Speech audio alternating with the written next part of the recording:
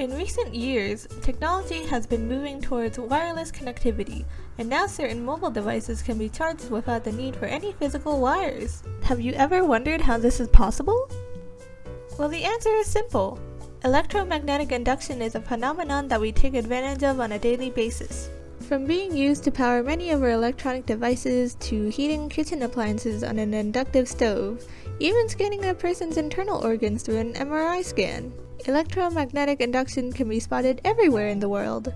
In this video, we will explore the core fundamentals of induction through a simple wireless power transmission experiment that you can do at home.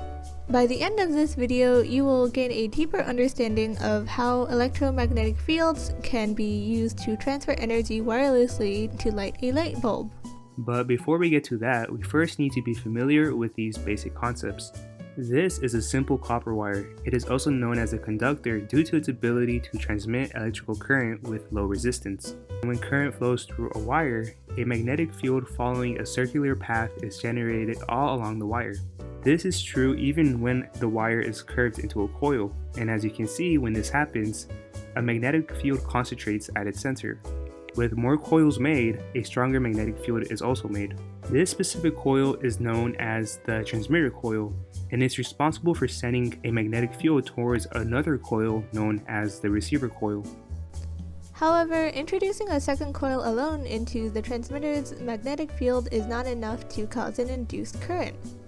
To understand why, we need to be familiar with Faraday's law of induction, which states that when a magnetic field passing through a closed circuit changes, it induces an electromotive force, or EMF for short, in that circuit. This is the key part that makes electromagnetic induction work. The actual equation is this. E, or the induced voltage, is equal to negative N times delta phi of M divided by delta T, where N equals the number of loops, T equals the change in time, and phi refers to the magnetic flux. The magnetic flux refers to the total magnetic field lines that pass through a given surface.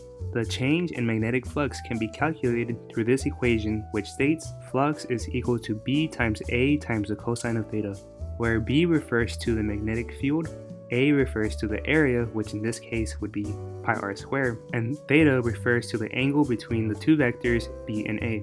This means that an angle of 0 degrees would make the strongest magnetic flux, and this is because at that angle there are more magnetic field lines passing through that given area.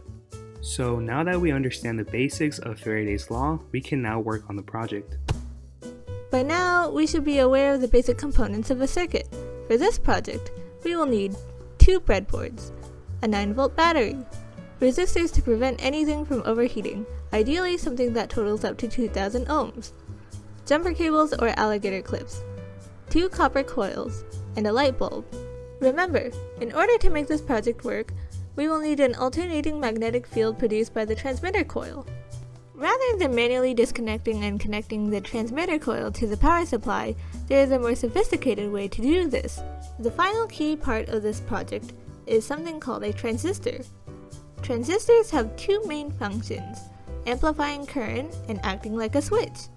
For our project, we are more interested in the second function. Let's explain the basics of a transistor without going too deep into how it works. Transistors have 3 prongs, or parts, called the emitter, base, and collector. Each part has a special job. The emitter is where tiny particles called charge carriers are released. These charge carriers, usually electrons, carry electric charge. The emitter is designed in a special way to make it easier for these charge carriers to move around. The base controls the flow of charge carriers between the emitter and the collector. By providing a small amount of electricity to the base, we can turn the transistor on or off. The collector is designed to handle more electricity than the emitter. Usually, the collector is connected to the power source or other parts of the circuit. To better help you visualize this, picture a faucet. When we add more pressure on B, more water will be released from E, but if we don't apply enough pressure on B, nothing will come out of E. So in other words, the current through the base needs to pass a certain threshold level, otherwise the circuit shuts off.